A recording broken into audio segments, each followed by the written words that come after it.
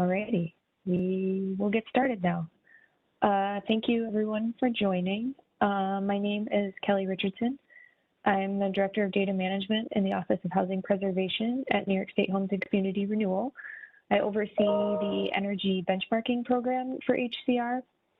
And I thought before we get started on each of the utility presentations, I would do a little overview of HCR's benchmarking program, how we got started, where we stand now.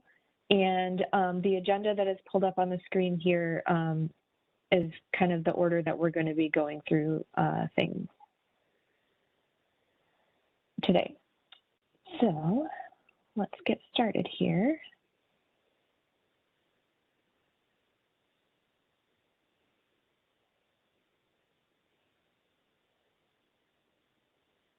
Okay.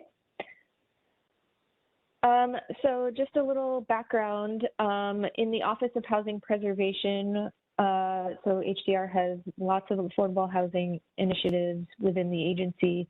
In the Office of Housing Preservation, we have statewide asset management, tenant and project-based housing vouchers, and the weatherization assistance program. So the statewide asset management unit consists of our 9% low-income housing tax credits and other capital programs, bond financing, and 4% tax credits and subsidy funds, the Mitchell-Lama housing portfolio, and the last few remaining state-aided public housing developments across the state. And this accounts for approximately 250,000 units of affordable housing across New York State. So our benchmarking program, the goals that we have for this program is to understand our affordable housing portfolio's role and contribution to energy and climate initiatives for both the city of New York and the state of New York, and understanding if we are meeting any energy efficiency goals that we have set for ourselves, or if our projects have goals set for them, if we're realizing savings that we expected to see. And we also use the data that we get from energy benchmarking to help us connect our projects to resources and incentive programs to increase their energy efficiency, and hopefully use the data to guide us in developing program guidelines that are more attuned to energy efficiency. So benchmarking at HCR started quite a few years ago, actually in 2014, and it was sort of a pilot program. We just did it with a few Mitchell-Lama properties and then added in some of our state-aided municipal housing authority projects. And we have slowly increased the number of projects to this program over the years, with now we're at about 1,100 properties across our portfolios that are required to participate in this initiative. And currently we contract with Stephen Winter Associates to do data collection and analysis for us, and work directly with properties and their energy consultants to make sure we're getting the information that we need submitted into our Energy Star Portfolio Manager account.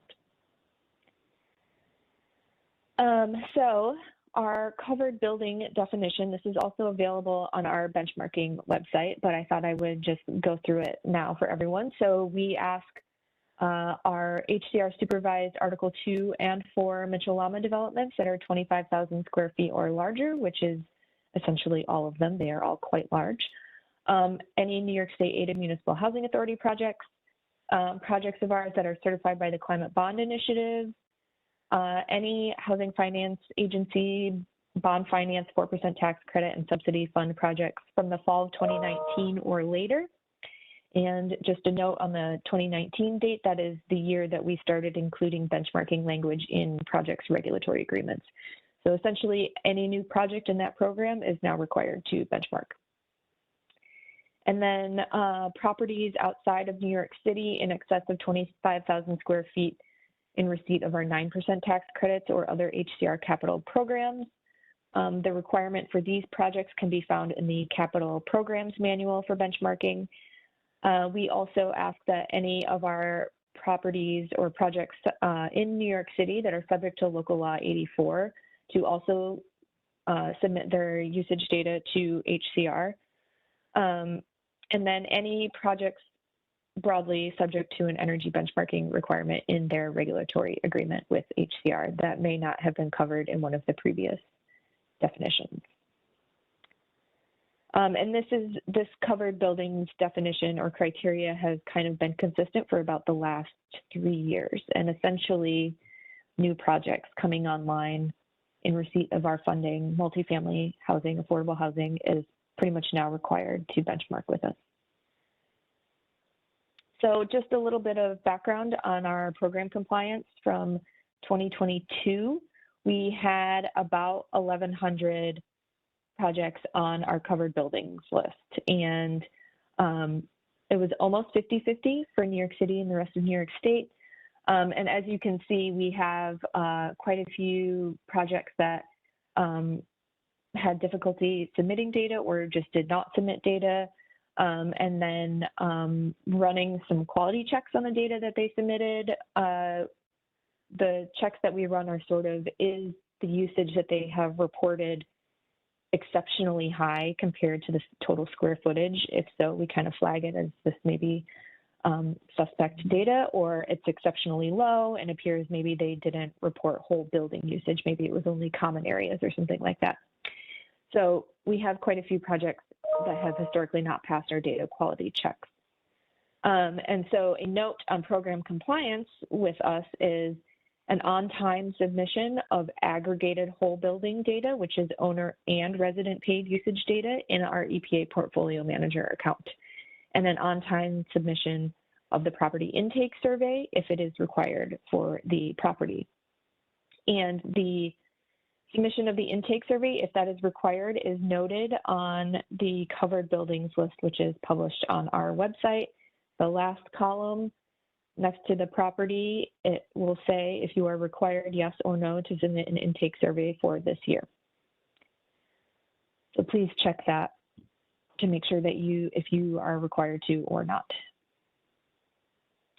And then a quick timeline of the benchmarking program for each year. So this year specifically, so we do have a waiver request for benchmarking. And this is a case-by-case basis. So if you think that your property either does not meet the covered buildings list criteria that I went through a couple of slides ago, or if you just absolutely cannot benchmark for whatever reason, please fill out that waiver request. And then it may also be worth following up in an email. Our sustainability email is down below, but we will review the request and either approve or deny. And then property intake surveys and the data are due annually on May 1st. And just a note that May 1st is also the New York City Local Law 84 deadline, and we try to keep our due date the same as New York City. So if they end up extending their due date, we will also extend ours. We try to keep the timelines consistent so that we're not creating multiple deadlines for people to meet.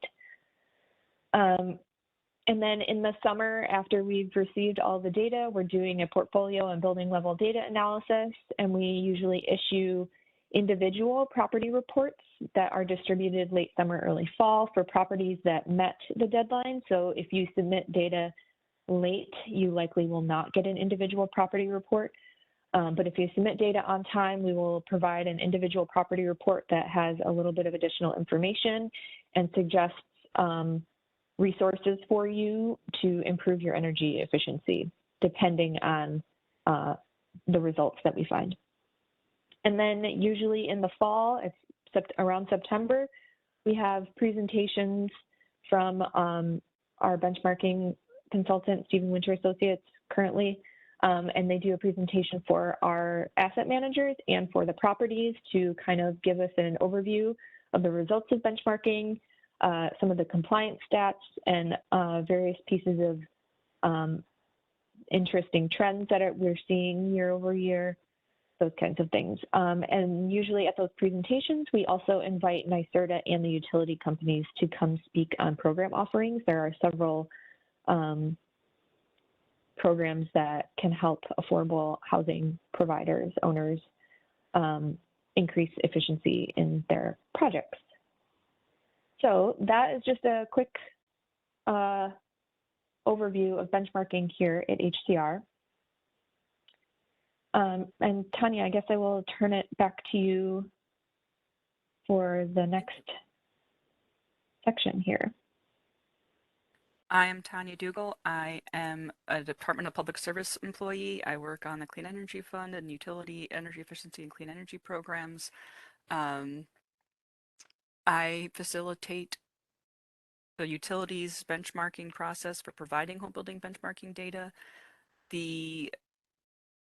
I'm not going to go through all of these slides, but back in 2018, the Public Service Commission had originally identified the potential for a state mandate for whole building benchmarking and began to encourage utilities to incorporate processes for requesting whole building benchmarking data.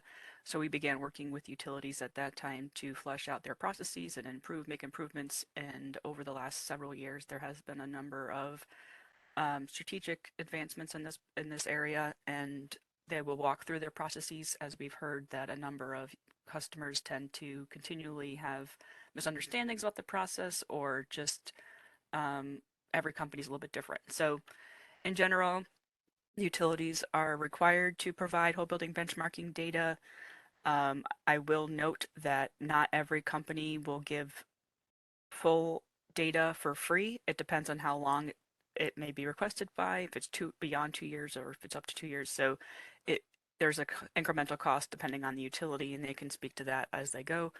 Um, but for the most part, the data can be provided in a way that facilitates Energy Star Portfolio Manager upload directly by the participant building, and in some cases, the companies are able to manually automatically send that data through Energy Star Portfolio Manager. Um, so again, you guys already know about Local Law 84, and for the most part, all of these things just kind of correlate with what you've already heard. So um, what we wanted to do while we had this group of people here was to create a few poll questions just to get a better sense of what our participants are like today. So I will add some poll questions, and it's just trying. So this first question is just asking if what type of representative you are of the buildings that you're here for.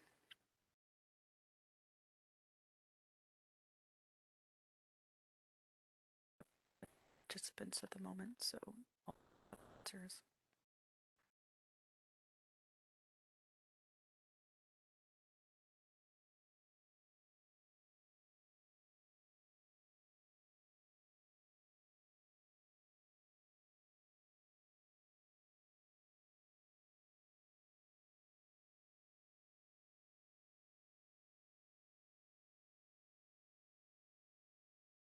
I've got two more.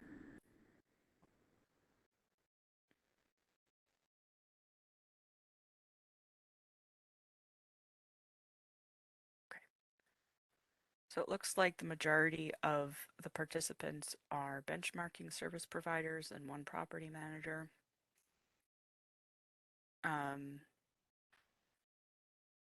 that's good to know. And then let me add a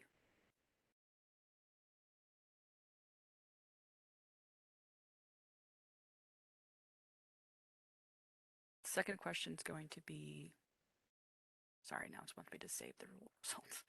There you go. Second question is more about trying to get a sense of how many buildings might be being represented today.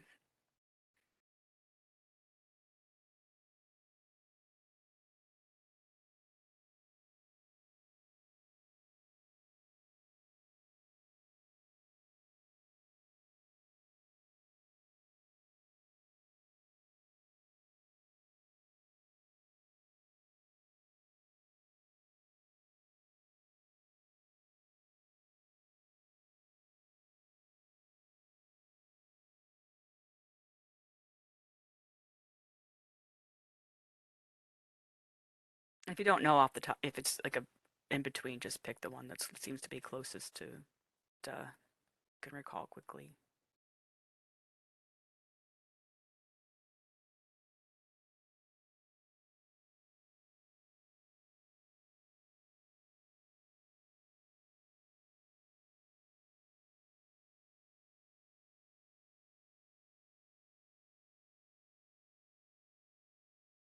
timed out. So it seems like most of the folks here are representing a larger portfolio of buildings.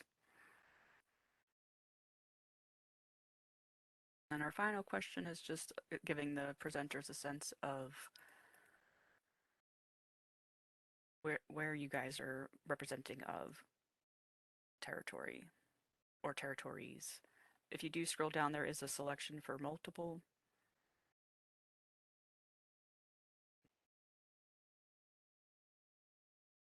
I apologize, they are not in alphabetical order.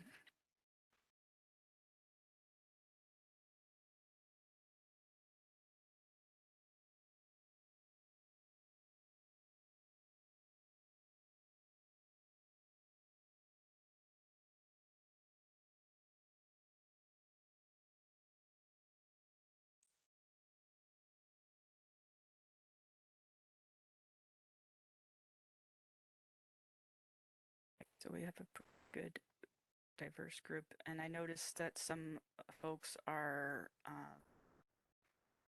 for National Grid and Central Hudson and NFG. Those folks will be presenting on March 8th specifically, but again, we'll be recording that as well. But the processes should be somewhat informative regardless. Okay. So thank you for participating in that. And at this point, we'll turn it over to the utilities. So I believe first presenting would be Con Edison. So if Con Ed wants to take the reins and introduce yourselves. Mike, you're on. Here we go. Hey everyone, Mike Dodd with Con Edison. I have some of my colleagues in leadership here. Allison, if you want to introduce yourself. Hi, Allison Glasser. I'm Director of Digital Products with Con Edison. Rebecca.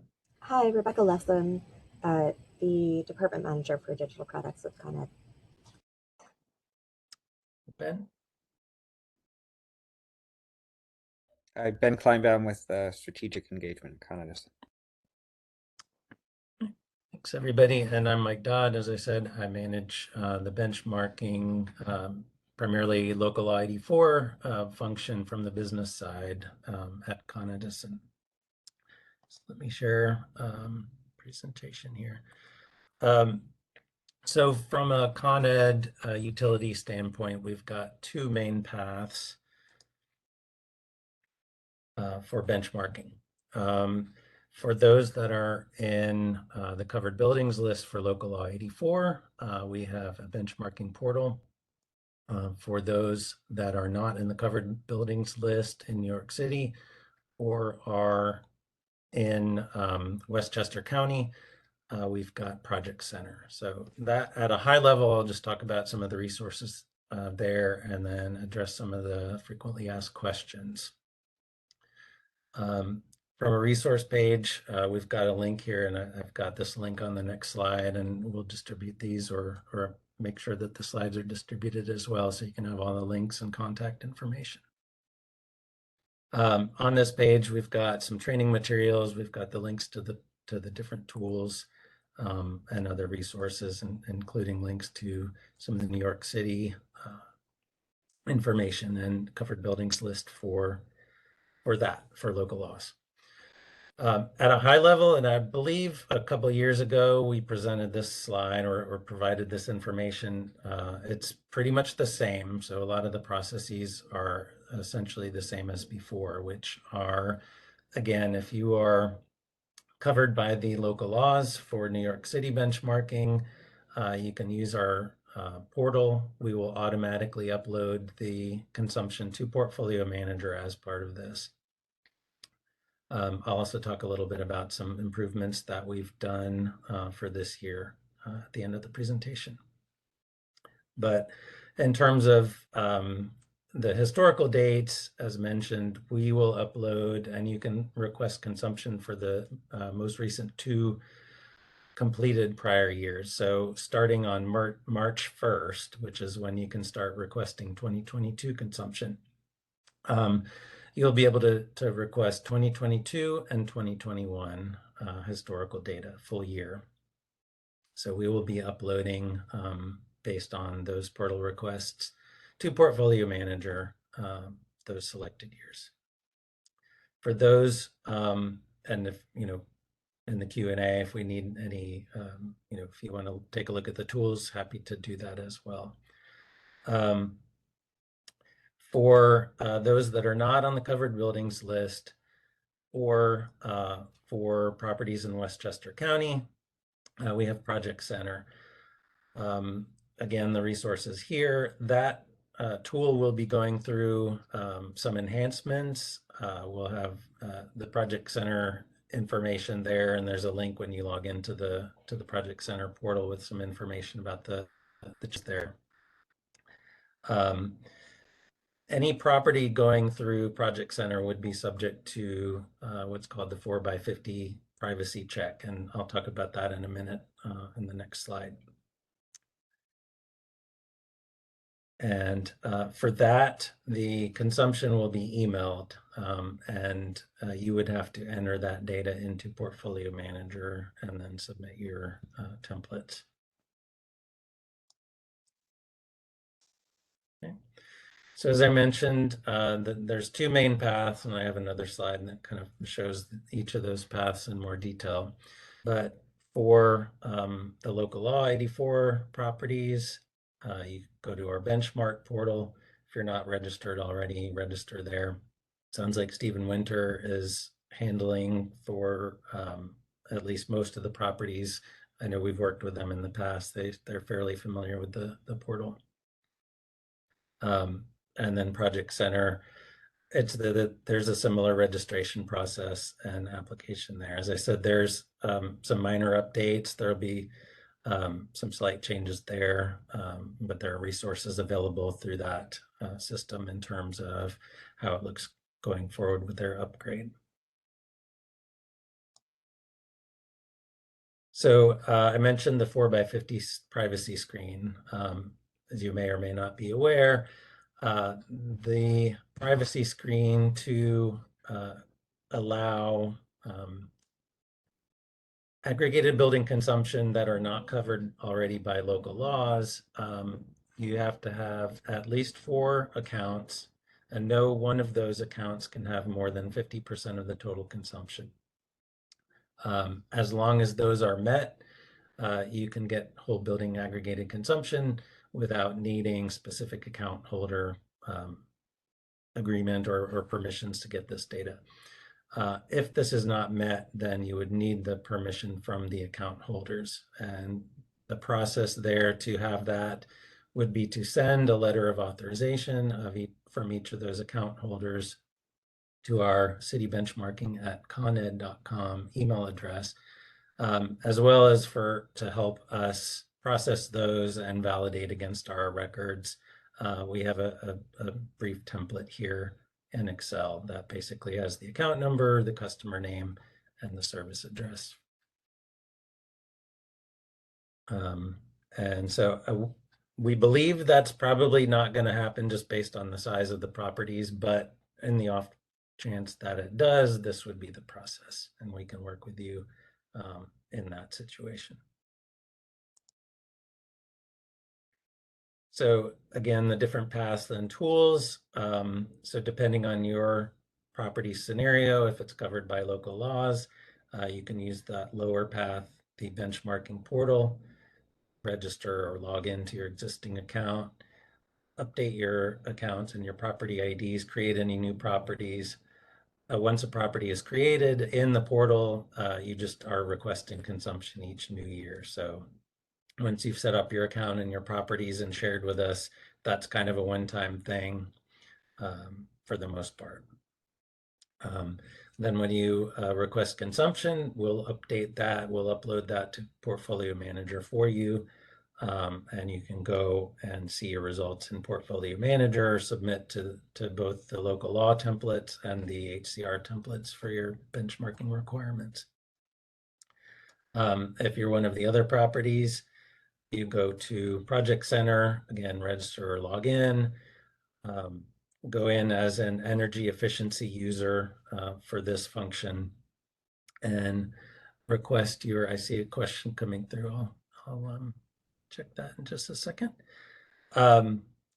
So in the, there's a place to upload the spreadsheet, and we're getting details on in terms of the new functionality, or the new project center system, the process and where you upload that. Again, the processes are listed on the web page that I mentioned before, and you'll have links in this deck as well. Email the letter of authorization. We'll put that data into the request, send that for the consumption. You'll get an email with each property address, and again, add that and upload that to Portfolio Manager manually. Okay, now apologies, let me see if I can go to the chat here. Make a new request each year through the benchmarking portal. So in that case, what you'll do is you'll find your property. So once you set up in the property, you've got in Portfolio Manager, there's a property ID that's provided. You can use that, or you can look up by the account number or the service address. And there's a request page, excuse me, where you could find that based on your information. Click on some check boxes to indicate the year or years that you are requesting consumption, and click submit. And the portal will let you know, if it's a pending request, if it's a new request, or when it's completed in the portal. You don't get a specific notification that it's uploaded, but the portal does track the status. So you can always check there or check Portfolio Manager.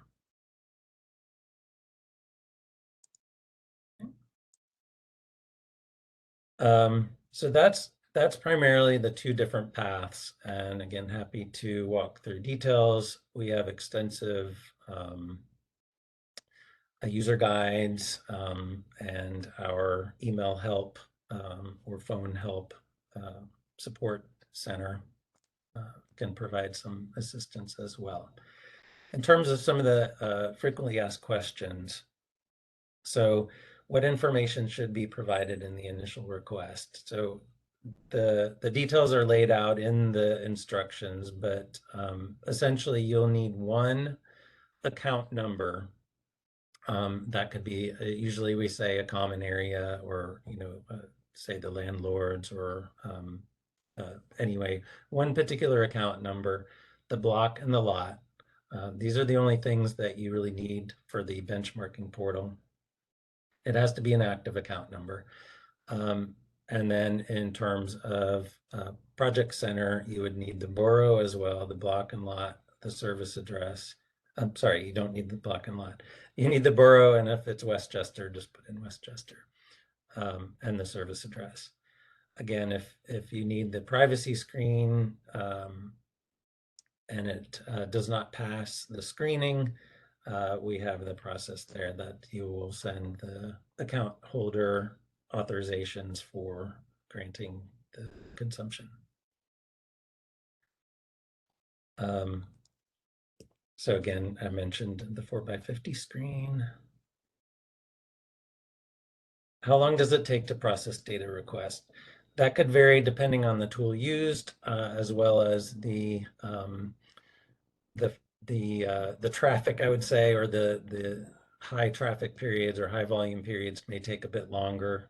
Typically, it's within 24 to 48 hours or less. But again, sometimes during the season, Project Center typically process daily or so. And then again, the benchmark is automated, but it may take a little bit longer on high volume days. If you have any questions, you can always check in the tool on the processing status there. But if you have any questions, you can use our city benchmarking at conedison.com, or there's a phone number as well listed later in the section. If the request for data is denied, so for example, this would really be in the 4x50 screening. Will the requester be informed? Yes, and like I said, most commonly it's due to the privacy screening, and we have a link to the PSC order for the information there. If you have additional questions, as always, we're happy to help through our city benchmarking email address. Is the request process manual or online? Both are online tools, so there's nothing where you have to submit a spreadsheet or call customer service. It's you can register and use both these portals. Again, depending on the needs of your property or the qualifications of your property. We will upload directly to Portfolio Manager for the benchmark portal, but not for Project Center at this time. Our future vision is to have one consolidated place that accommodates everything and uploads to Portfolio Manager as needed, but that's certainly for this year, that's not currently in place. Again, we have the contact information. I know there's the Sustainability Help Desk. They help for benchmarking. I'm not sure if they also address this, but they can certainly handle general kind of portfolio manager questions and things like that. That's on the city webpage. If you do call the sort of general customer service line, have them route you to the energy efficiency benchmarking department or provide this information. But the best is directly through these contacts here, and you'll find the right person. So that's primarily the two paths and the FAQs. Just in terms of some of the big changes for this year, for those of you who have benchmarked using the benchmarking portal in previous years, we have a couple of big changes to increase data quality and the confidence in the data that we're providing. So the major changes include switching to calendar dates. So when you're looking at the benchmark portal, that's going to be based on the calendar, beginning of the month to the end of the month for each monthly entry. Project Center currently is still based on trip. So you will see a bit of difference between those two tools, but that eliminates a lot of issues in terms of some inactive meter, leftover consumption, as well as year-over-year changes causing gaps and overlaps. In terms of last year, we have an improved process there where we are uploading estimates. We're not holding back any records, causing gaps, and so we're in much better shape this year. We've seen a number of requests come through, and it's looking great from the requests that we've seen so far. For local ID4, cell towers and antennas are exempt from the benchmarking data, so we are excluding that consumption as well. And we'll be sending more automated emails in terms of some communication around your consumption. So I know I kind of zipped through this. Again, we'll share this. Happy to answer any questions. I think there's a Q&A at the end, if I remember correctly. So Con Ed team, if there's anything else you guys want to add or. Okay, this is Tanya again. Yep, there'll be a Q&A at the end. And this way, in case you see questions that come up in another presentation, you can ask them of your utility. And then our next presenter will be NYSEG and RG&E. Hello, my name is Jenny Mangoni. I'm the program manager for energy efficiency for the multifamily and LMI multifamily programs. And I'm going to share our usage request process with you. So I'm just going to pull this up.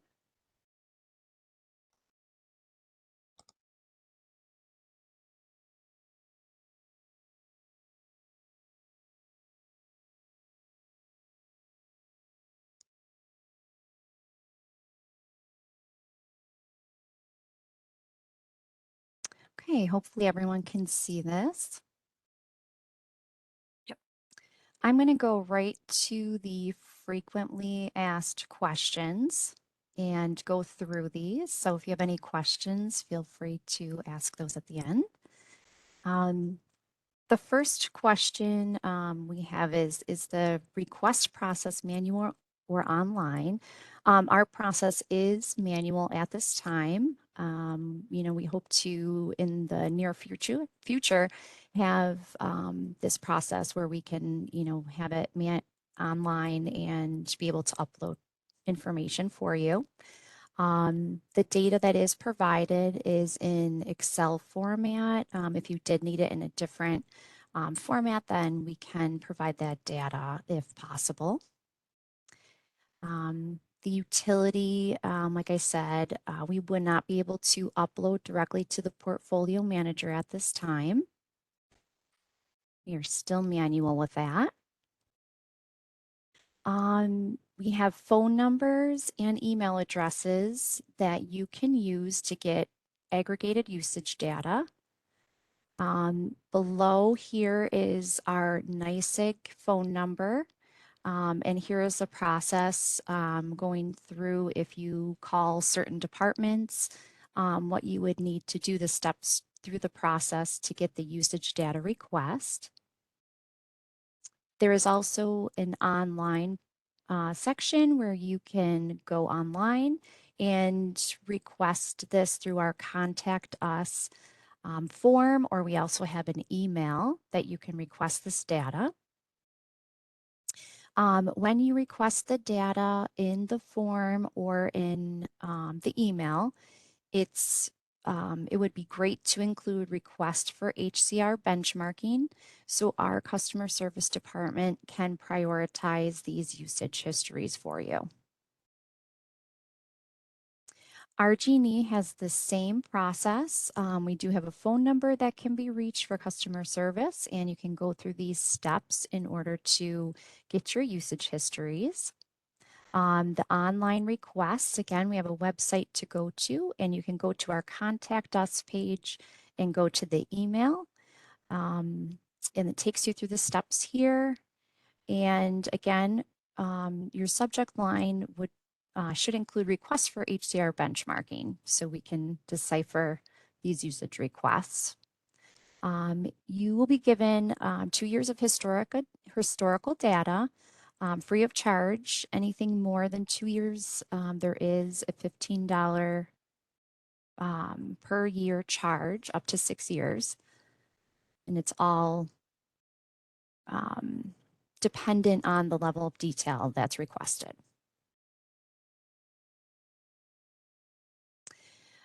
In your information that you provide in the initial request, again, if you could title your request for HCR benchmarking, include the customer name, address, what data is needed, customer account number. If you have multiple meters per request, put that in your request along with the meter numbers. And if you did have an Excel spreadsheet with that already established with all the meter numbers and the account numbers, that would be very helpful to attach along with it. If a third party is requesting customer information on behalf of the customer, we do require a signed authorization form from the customer. We do have authorization forms that can be emailed to our customer service for NYSEG and for RG&E, or you can mail it to the address below each one of these. In order to get your data, it will, it could take up to 7 business days. And again, the HCR request for benchmarking title that you put on your email requests would be really helpful, so we can gather all of those and get those to you as soon as possible. If there's any requests that you don't feel like you've gotten response on after that 1 week or 7 business days, then feel free to reach out and you can contact us. If there is a second request, you can contact us at this energyefficiency.rgne.com email, and we will respond to those at that time. And if a request is denied, you will be notified and told verbally over the phone or a response in an email.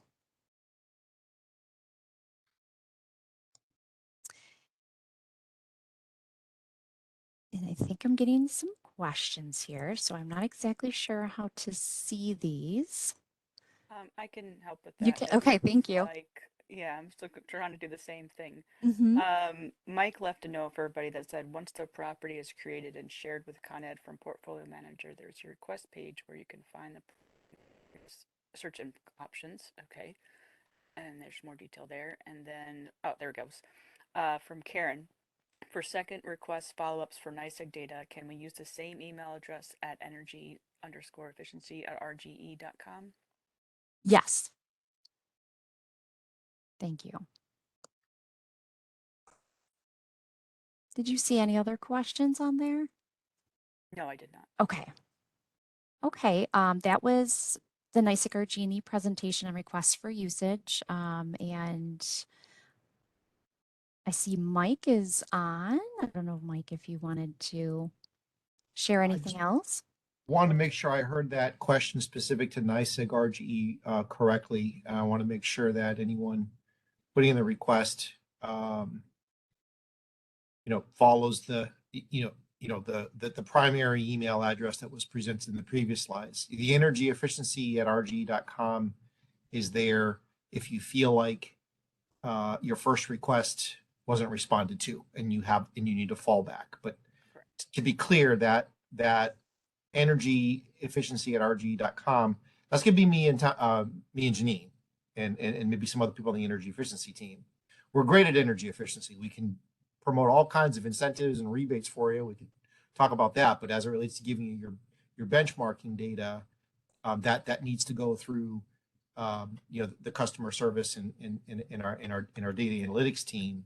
So I just want to make sure you use that first email as your primary means, and only use energy efficiency if you feel like you need someone to kind of help expedite or make sure that you've been listened to. I just want to make sure that was very clear. Yep, and I appreciate that. Yeah, the question was specific to second requests and follow-ups, but given the context, I think the additional follow-up was warranted. Thank you, Michael. All right. Yeah, no problem. Okay. Thank you. Thank you, guys. And then our third presentation is PSEG Long Island. Hi, good afternoon. I hope you can hear me. Yep, we can hear you. Are you able to share your screen? Thank you. Okay,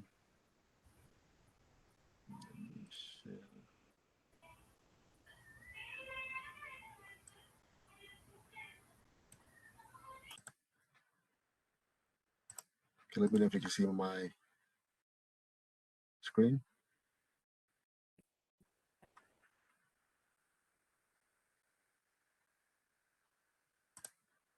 Can you see my screen? Sorry.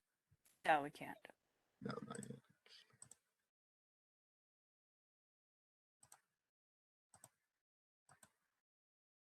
It goes. Good? Yep. All right. So good afternoon, everybody. My name is Abraham David. I'm the manager of the Measurement Systems Group here in PSEG Long Island. And with me, I have Balaji Ambriath. He's the director of meter services from PSEG Long Island. I'm just going to go over what we do here in PSEG Long Island as far as providing data to third-party vendors. So we do have two portals that we use. One is the My Account portal, where customers can go in and see their bills, see their usage and such. And we also have something else for the AMI meters, the meter data, which is called the My Smart Energy portal. So I'll just go through the My Account first, and then I'll jump into the My Smart Energy portal. So in My Account, customers are able to grant access to a third-party vendor through the My Account portal itself. They're able to go in there, go into their My Account, go to their profile. And this is, the third party will have to have a existing My Account username. If they don't have one, they'll have to contact PSEG Long Island to create one for them. But once they have that, the customer is able to connect their account to that third party vendor. using my account. And if they click on the profile, they'll see a tab called Authorized Users. And from there, they could go ahead and add as many authorized users as they want, that the third-party vendor could go in and see the customer's portal. And it's fairly simple and straightforward. You just put in the username that the third-party vendor has, a start date and an end date. So this will give you access from that start date to that end date for the third-party vendor to go ahead and see their data. You could remove the end date and then leave that field blank. That'll give it unlimited access as long as they want. And once you submit it, you'll confirm all the customer ID, the address, the dates, and then you submit that request and you'll get a confirmation page that you submitted it. And then after the screen refreshes, it shows you all your authorized users under that, under your portfolio. So if you give it to multiple users, you should be able to see all of them under that authorized users tab. And here you can go ahead and edit it if you want to edit and put in an end date, so on and so forth. So you can go ahead and do that and save. And if you want to revoke access, you go ahead and revoke access to that third-party vendor. And once the screen refreshes, you'll see that there's nobody there. That's the authorized user view from my account. Now I'll show you where my Smart Energy portal is, which is the meter data, which is where we have all the AMI data flowing into the systems. So. Hi, can I interrupt for just 1 second? I don't think your slides are advancing. Oh, no. Hold on. You know where it stopped at, by any chance? We're still on the 4th slide. So you can see all this? No. No, we didn't. Look at that. Okay. All right, That adds a lot of context. Thank you. Yes, sorry about that. Yeah, so I'll start from the beginning again. So yeah, as I was saying before, right? So the customer is able to provide access to a third-party vendor by signing into my account. And the assumption is that the third-party vendor already has an my account username. If they don't have a username, you can contact PSEG Long Island and they'll provide a username. But once that's set up, the customer could go into their my account web portal and provide access to a third-party vendor by going into their profile, and they should be able to see an authorized users tab. So in this authorized users tab, they could add as many users as they want that have access to their web portal. So this is where you'll enter in the username that's created for the third-party vendor. You'll give them, start access on this date and end access on this date. You could leave the end access blank, and that will give it, no end date at all, so they can have access to as long as they want. And then once you verify all the information that's correct, you could submit that request, and you'll get a confirmation page. The customer will get a confirmation page with all the details of when they start the access and when they end the access. And then if you refresh your authorized users page, you should see that new user under that tab. And this is where you can go ahead and edit and revoke access if you need to. So you can edit it and put in a new end date if you want to, or you could leave that blank, or you could change your start date. And this is also where you'll go ahead and revoke access once, if you go to another vendor, if you're not using that vendor anymore, if you want to put in another vendor address, you could go ahead and revoke the access to that vendor if you want to. And once you refresh, you'll see under your authorized users, they'll be blank. So this is in my account. So this is where they can go in and see the bill, how much was for that billing period, and so on and so forth. The data is actually in what's called my Smart Energy portal. And this is where the same thing, the customers can go in through my account into my Smart Energy and provide access to a third-party vendor to my Smart Energy as well. So you could provide access to my account, and you could provide access to my Smart Energy, or you could just provide access to my Smart Energy. And this is where the data resides. So saying similarly, right, you go into your dashboard, you click on user profile, and then you could add in a secondary user. And then you could give them permission for usage data, the duration of that access, secondary user's email address, and you go ahead and continue. And the secondary user will get an email saying that they've been authorized to use My Smart Energy for that customer. And then secondary user will go in, log in using that email address they have, and they should be able to see the customer's data. Initially, they'll give them a temporary password, and they'll have to go in and change it to a permanent password. But after that, they'll be able to go in and download data as much as they want. It's in 15-minute increment. You could get 15-minute interval data, 30-minute interval data, or up to an hour worth of interval data. And I think you could download at a time 13 months worth of interval data. I think that was it. Did I miss anything, Balaji? No, I think you covered it. Yep, the two forms, one for the non-AMI and the other for the AMI. Okay, great, thank you.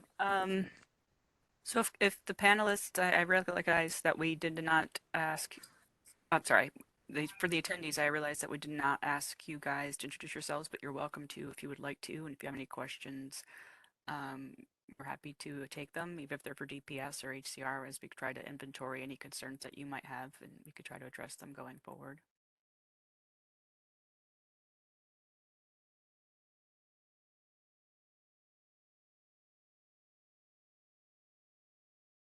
Hi, this is Kelly. Can I ask a question on behalf of everyone, potentially attendees who may be thinking this but not asking it? So this question is for, I guess, both NYSEG RG&E and PSEG Long Island. So the processes that you showed to log in and look at your, or provide information to get the data, all seem to be for one particular account or one meter. So what would be the process for getting the whole building data for both the owner and the residents of the building?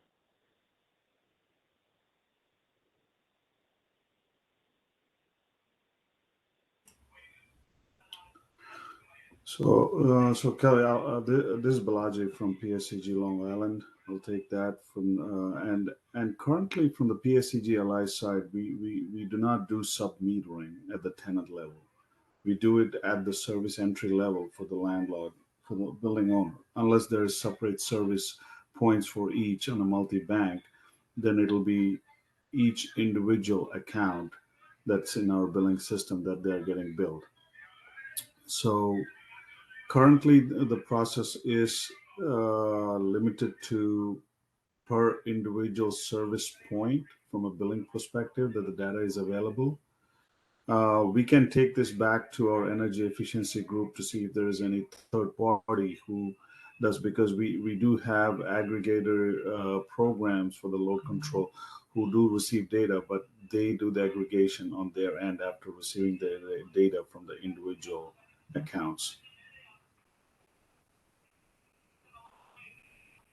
So am I hearing it correct that a building owner would have to ask all of the tenants for their data? Is that what you're saying?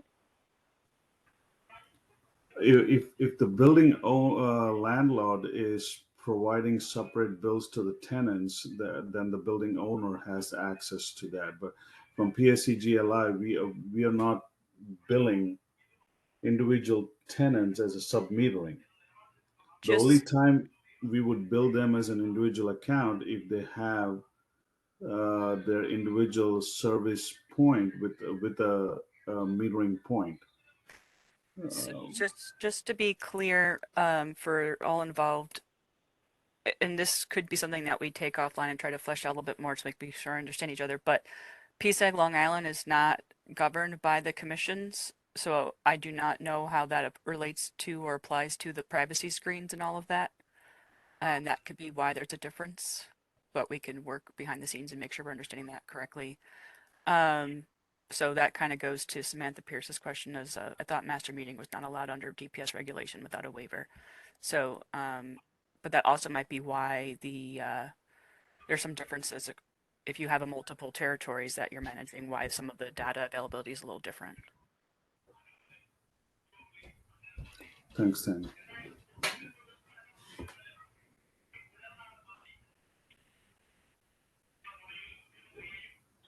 And can I also ask a follow-up question? Will the data that is provided when you make a request, is it in a format that is compatible with the EPA portfolio manager system, or is there going to be some massaging that needs to happen after it's received?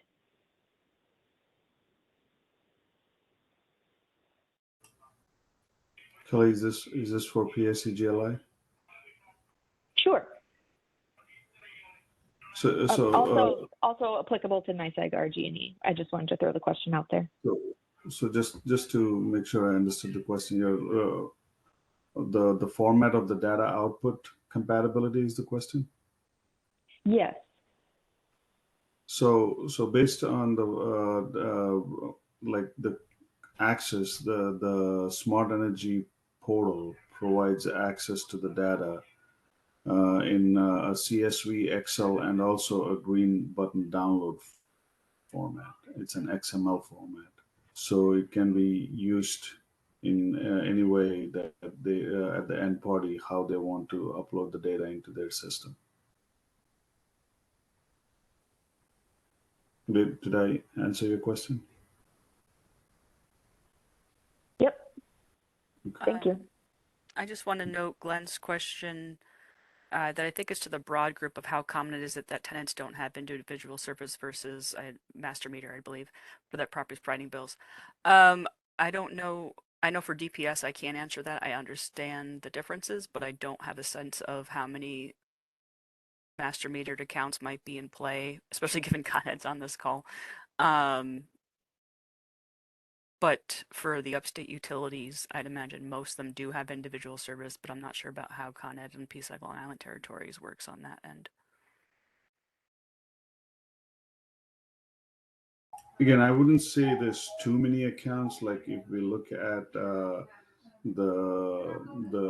Redfern and the house in Hamels into the Far Rockaway sides, the service point is actually a totalized metering account that comes to one billing account.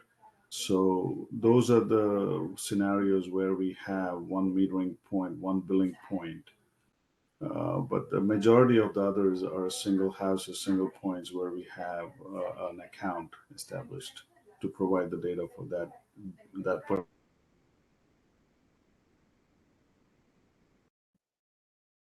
I think we lost you for a second. Perhaps you were done.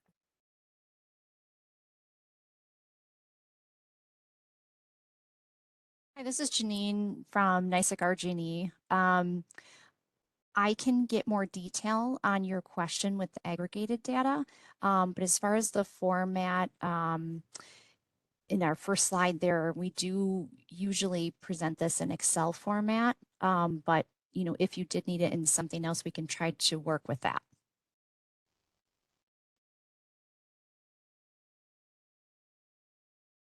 Yeah, just as a follow-up to that, we do provide it in Excel or CSV. Is there a specific data field that you need to know about? And we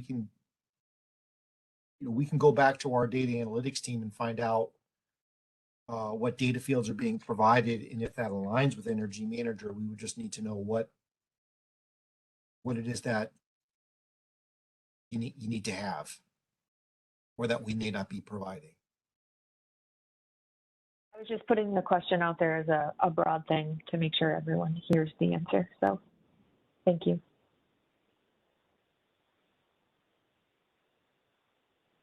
Follow-up question from Karen.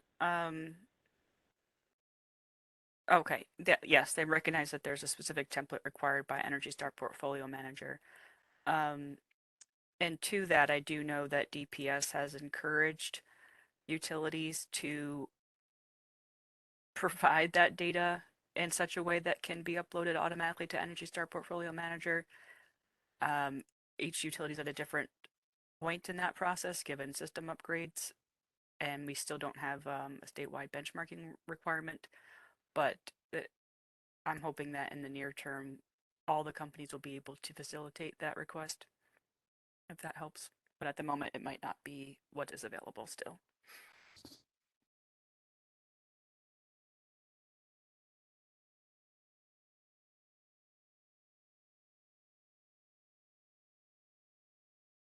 Okay, well, if there's not other questions, Plus, Tanya, I would Oh, also like to add, sorry, Tanya, this is go ahead. Balaji here. I would also like to add the initiative that we are doing from a statewide perspective on the IEDR, the integrated data platform, where there's multiple opportunities there from an external interface perspective on how the data can be collected and how the data can be processed, tapping into from a service territory perspective. Thank you for that. I don't know as much about that as some of my colleagues personally, and I don't know how it automatically intercedes with this, but I do know it's the transition of the next generation of beyond Green Button Connect and all of that, so that's useful to pay attention to as time goes on. Okay, if there's not other questions, we will give you back that hour. If you do think of questions as you go about doing it, I believe you will have the presentations provided, and reach out surely to any one of us if you have additional follow-ups, and we'll work to make sure that we get the answers. And then the second presentations will be on March 8th from 1 to 3 p.m. Thank you. Thank you so much, everyone, for your participation. This was very helpful. Thank you. Thank you. Thank you.